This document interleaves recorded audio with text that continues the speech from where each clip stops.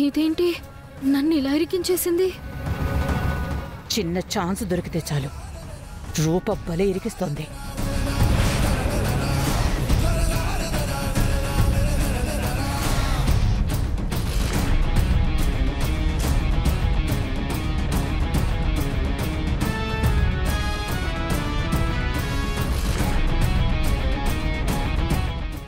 నాన్న నాకేం చెప్పొద్దు రూపా.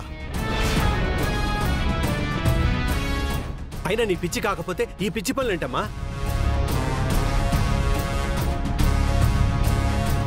కర్పూరం వెలిగించుకొని గుడి చుట్టూ తిరిగితే చేసిన తప్పులు ఒప్పులైపోతాయని ఎవరు చెప్పారు?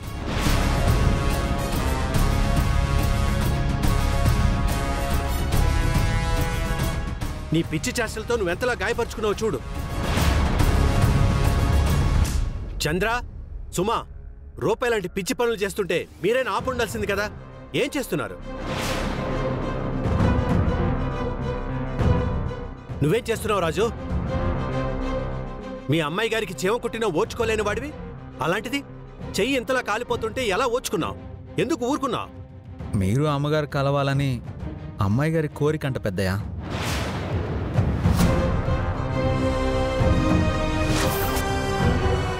అమ్మాయి గారి కోరికని నేనెందుకు కాదనలా అని పక్కకు వెళ్ళిపోయాను.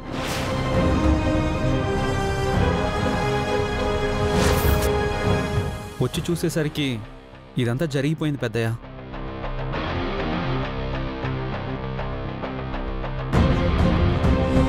నేను చెప్తానే ఉండాను నాయనా. నువ్వు గాయపడితే నాయన చూడలేడు, కర్పూరం ఎలిగించుకోవడం తప్ప ఇంకేమైనా చెయ్యక్క అని కూడా చెప్పుండాను.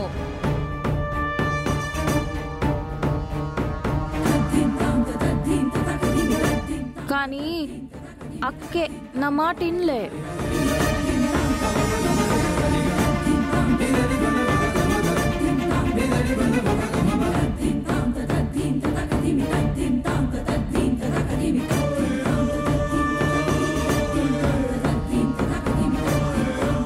చూడు రూపా, అలా జరగాలని నువ్వు కోరుకోవడం తప్పని నేను అన్నావు.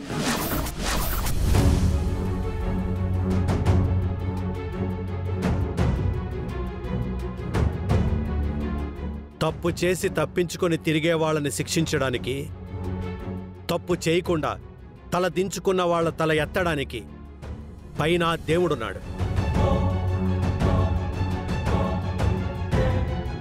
మనుషుల తీరు మారచ్చు గాని పైవాడు రాసిన రాత మారదో.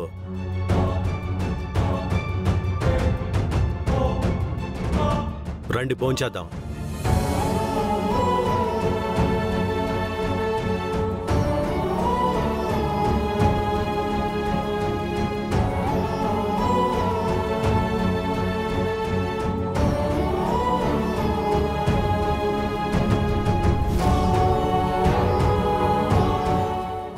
తిడతారనుకుంటే అసలు సంబంధం లేకుండా ఏమీ తిట్టకుండా అలా వెళ్ళిపోయారు.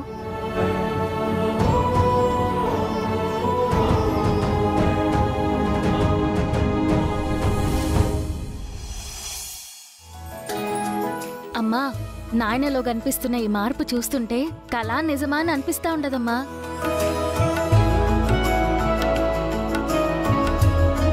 ఇంతకాలం నీ పేరెత్తినా నిన్ను చూసినా కోపంతో ఉడికిపోయే నాయన ఈరోజు మీ కలయిక దైవ నిర్ణయం అన్నాడు.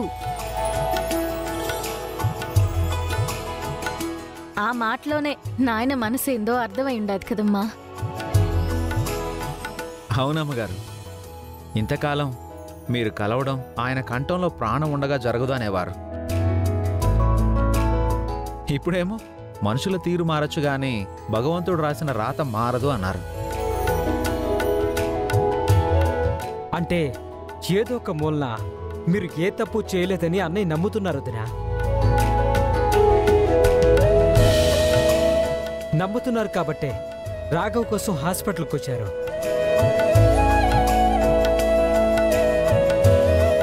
నమ్ముతున్నారు కాబట్టే బావగారికి ఇష్టమైన ఫోటో పగిలిపోతే కూడా మీ మీద కోపడకుండా పొరపాటున జరుగుంటుంది అని బావగారే అనేసి వెళ్లారు. ఏ పనిలో అయినా చిన్న చిన్న పొరపాట్లు జరుగుతూ ఉంటాయి. ఇక మీద నుంచి ఇలాంటి పొరపాట్లు జరగకుండా చూసుకుంటే మంచిది. అమ్మా, నీ కార్ టైర్ పంచర్ అయిందని తెలిసి నాయనే నిన్ను కార్లో తీసుకెళ్లి తిరిగి ఇంటికి తీసుకొచ్చారమ్మా. వచ్చి కారు ఎక్కమను.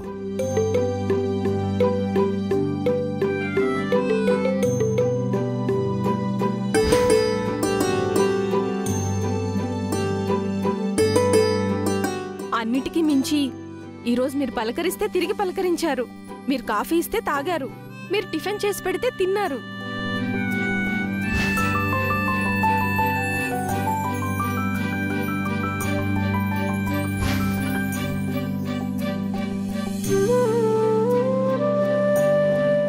అమ్మగారు, ఇవన్నీ చూస్తుంటే పెద్దయ్య గారు మీరు కలవడం ఇంకెంతో దూరంలో లేదు అనిపిస్తోంది.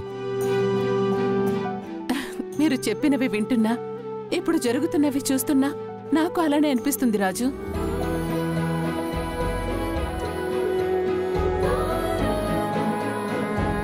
కానీ రాఘవ లేచి నిజం చెప్తేనే మనం అనుకున్నది జరుగుతుందనిపిస్తుంది, లేదంటే కష్టం అనిపిస్తుంది.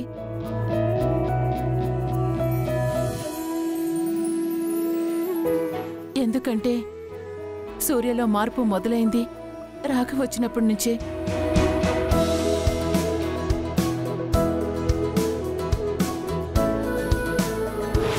మీ మావయ్యలో చాలా మార్పు కనిపిస్తోంది దీపక్. మీ మావయ్య మాటలు వింటుంటే అసలు నమ్మబుద్ధి కావట్లేదు. రూప చెప్పింది మీ మావయ్య నమ్ముంటే కోమలి చెంప పగలగొట్టేవాడు, కానీ అలా చేయలేదు. అలా అని కోమలి చేసిన పనిని వ్యతిరేకించనూ లేదు. పైగా దైవ నిర్ణయం అంటాడేంట్రా? ఆ దేవుడే దిగొచ్చి చెప్పినా విరూపాక్ష అత్తని యాక్సెప్ట్ చెయ్యననే దగ్గర నుంచి దేవుడి రాతని ఎవరూ మార్చలేరనే దగ్గరకొచ్చాడు. వీళ్ళని ఇలాగే వదిలేస్తే ఇంకా దగ్గరవుతారు. ఆ సూర్యప్రతాప్ విరూపాక్షి ఒక్కటైపోతే రుక్మిణే రూప అన్న విషయం తెలిసిపోతుంది. నేను అబద్ధమని తెలిసిపోతుంది. నేను అబద్ధమని తెలిస్తే మీరు కూడా దొరికిపోతారు. విరూపాక్షి సూర్య ఒకటయ్యారంటేనే మనం దొరికిపోతామని అర్థం. మనం దొరకకూడదు అంటే వాళ్ళిద్దరూ కలవకూడదు. వాళ్ళిద్దరూ కలవకూడదంటే ఆ రాఘవ ప్రాణాలతో బయట పడకూడదు మమ్మీ. రాజు, రాఘవ్ మనకి సాయం చేయాలని అనుకున్న ప్రతిసారి ప్రమాదంలో పడుతూ ఉన్నాడు. ఇప్పుడు కూడా ప్రమాదంలోనే ఉండాడు. నాయన సెక్యూరిటీ పెట్టిండాడు కదా అని మనం నెగ్లెక్ట్ చేయకూడదు.